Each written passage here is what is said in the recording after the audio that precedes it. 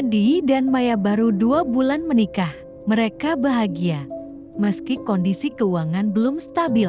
Saat mencari tempat tinggal, mereka menemukan rumah kontrakan kecil di ujung gang sempit. Rumah itu jauh lebih murah dari harga normal. Lokasinya strategis, dekat dengan pabrik tempat Adi bekerja, dan tak jauh dari kantor Maya.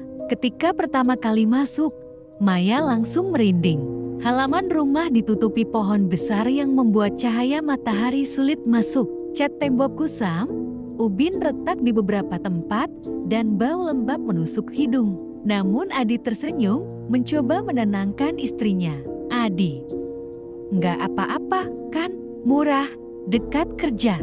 Kita bisa hemat banyak. Maya, iya, tapi kenapa rasanya dingin banget di sini? Tetangga di sebelah hanya melirik singkat ketika mereka pindahan. Ada seorang ibu tua yang berbisik lirih. Oh, kalian yang ngontrak di situ, hati-hati ya. Malam pertama mereka, Maya terbangun.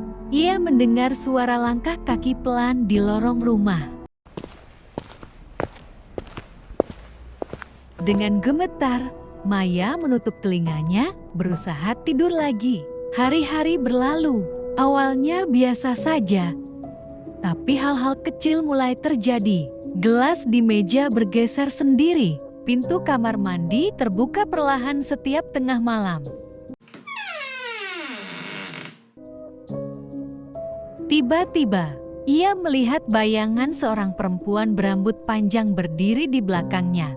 Begitu menoleh, tidak ada siapapun. Maya, "Mas, aku lihat orang di kaca tadi." "Adi, kamu kecapekan." "Udahlah, jangan dipikirin." Tapi malamnya, Adi sendiri mendengar suara isakan lirih dari ruang tengah.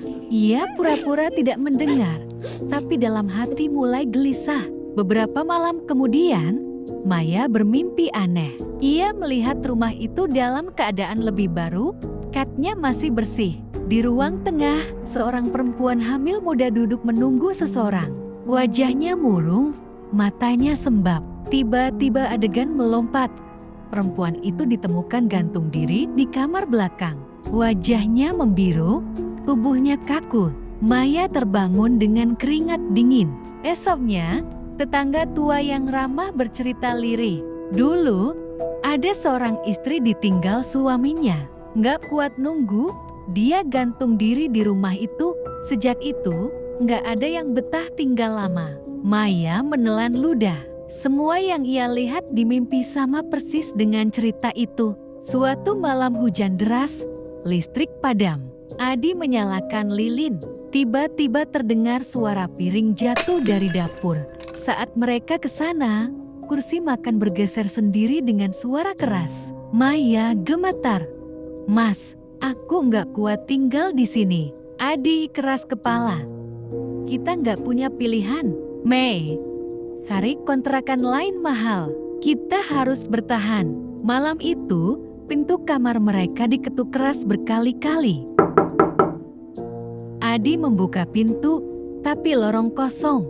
Lantai basah, ada jejak kaki menuju kamar belakang yang terkunci. Beberapa hari kemudian, Maya menggali informasi lagi. Seorang bapak tetangga tua akhirnya buka suara. Sebenarnya rumah itu udah angker dari dulu. Tahun 70-an, pernah dipakai dukun aborsi ilegal. Banyak perempuan mati di situ.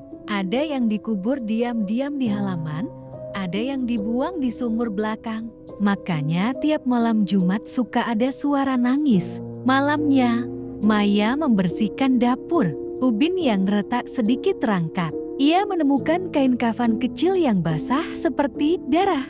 Begitu disentuh, kain itu bergetar lalu hancur. Hari-hari berikutnya makin berat. Maya mulai sering kerasukan. Suaranya berubah jadi suara perempuan tua. "Aku nggak bisa pergi. Dia belum pulang." Adi stres. Ia kurang tidur, pekerjaannya terganggu, badannya kurus. Tapi ia tetap menolak pindah. Tetangga menyarankan mereka pergi, tapi Adi keras kepala. "Adi, nggak ada rumah semurah ini. Kita harus bertahan." Suatu malam, Adi terbangun. Maya tidak ada di sampingnya. Ia menemukannya di halaman depan, sedang menyapu dengan wajah kosong, yang membuat Adi terkejut. Di belakang Maya ada bayangan perempuan lain yang ikut menyapu dengan sapu lidi tua. Malam Jumat, gangguan mencapai puncak. Suara tangisan perempuan terdengar dari seluruh ruangan. Lampu berkedip-kedip, perabotan berjatuhan. Pintu kamar belakang terbuka. Adi melihat bayangan tubuh perempuan tergantung di dalamnya. Maya tiba-tiba kerasukan, berteriak histeris, "Jangan tinggalkan aku, kamu janji gak akan pergi." Adi mencoba memeluk Maya, tapi tubuh istrinya terasa berat. Seakan banyak tangan tak kasat mata yang menariknya.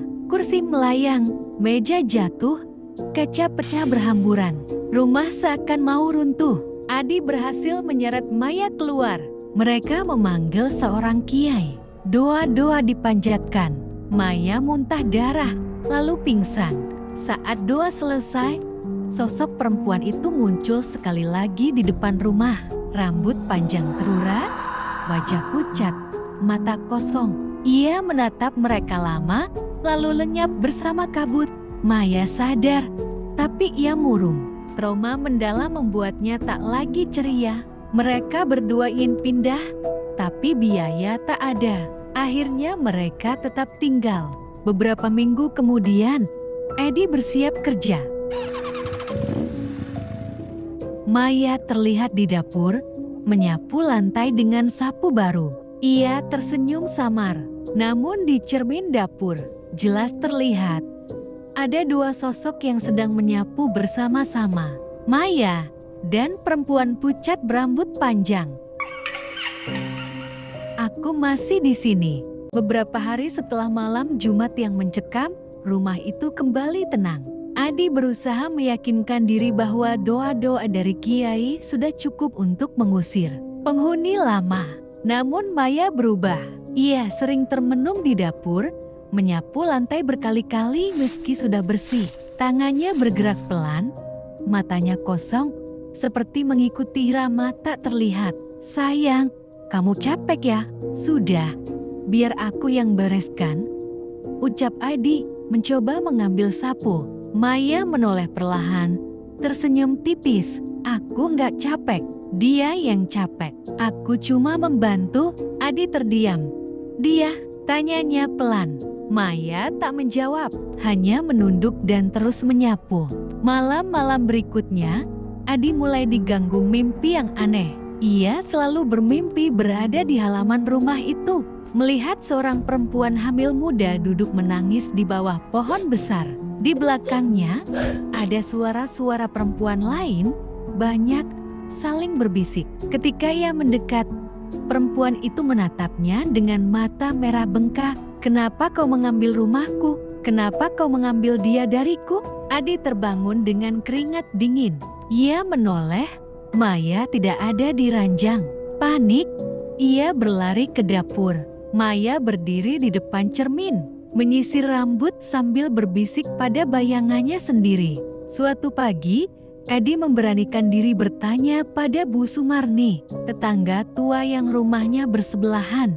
"Bu, sebenarnya ada apa dengan rumah itu?" Bu Sumarni menghela nafas panjang.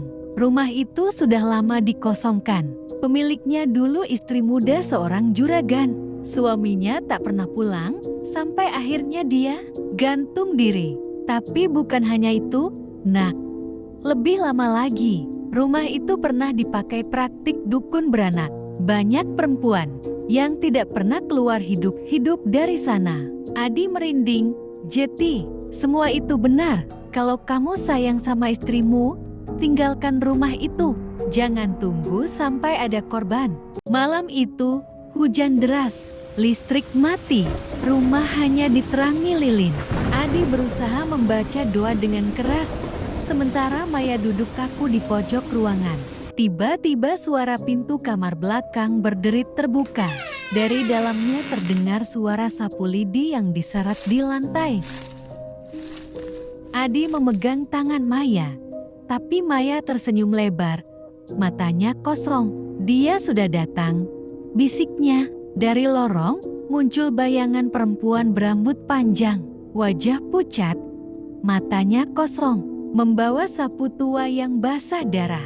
Ia menyapu lantai perlahan, meninggalkan jejak merah di setiap gesekan. Pagi harinya, Adi bangun sendirian. Maya tidak ada di kamar. Ia mencari ke seluruh rumah, tidak ada. Pintu belakang terbuka sedikit. Di halaman, sapu lidi tergeletak. Di dekat sumur tua, ada jejak kaki basah. Adi berteriak panik, "Maya, Maya!" Namun yang keluar dari sumur hanyalah suara lirik perempuan.